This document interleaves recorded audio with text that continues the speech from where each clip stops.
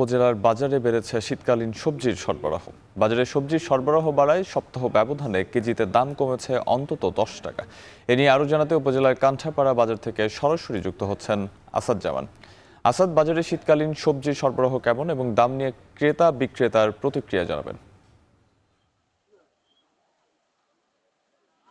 সাহাব, আমি এখন রয়েছি মানিকগঞ্জ হরিরামপুর উপজেলার কান্ঠাপাড়া বাজারে। অর্থাৎ এই যে উপজেলা, হরিরামপুর উপজেলার মধ্যে বড় একটি বাজার কিন্তু কান্ঠাপাড়া বাজার।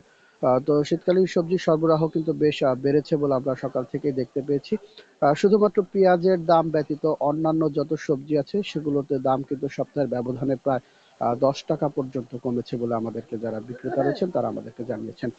তো গত সপ্তাহে যে পেঁয়াজ 60 টাকা দরে বিক্রি হচ্ছে সেটা কিন্তু আজ 10 টাকা বেড়ে কিন্তু আজকে 70 টাকা আমরা বিক্রি হতে দেখেছি। অন্যান্য যে সবজি রয়েছে সেগুলোর মধ্যে যেমন কপি 20 টাকা বিক্রি হচ্ছে, গত সপ্তাহ সেটা 25 থেকে 30 টাকায় বিক্রি হচ্ছে। সিম আজকে বিক্রি হচ্ছে কেজিতে 40 টাকা। দেশি যে লাউ রয়েছে সেটা মান এবং আকার ভেদে 50 থেকে 60 টাকায় বিক্রি হচ্ছে। গাজর 30 টাকা, টমেটো 50 টাকা, ধনিয়া পাতা 50 টাকা কেজি, বেগুন বিক্রি হচ্ছে 30 টাকা।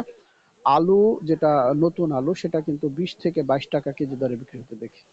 অপরদিকে মূলা 15 টাকা, কাঁচামরিচ 80 টাকা এবং মিষ্টি কুমড়া যে রয়েছে সেগুলো কিন্তু 25 টাকা কেজিতে বিক্রি হচ্ছে। অর্থাৎ যে এখানে কিন্তু গ্রামীণ যে বাজার, এই বাজারে কিন্তু একেবারে ভোর 6টা থেকেই কিন্তু যারা বিক্রেতা রয়েছে তারা কিন্তু তাদের বিভিন্ন ক্ষেত থেকে কিন্তু সবজিগুলো সংগ্রহ করে কিন্তু এখানে নিয়ে আসেন।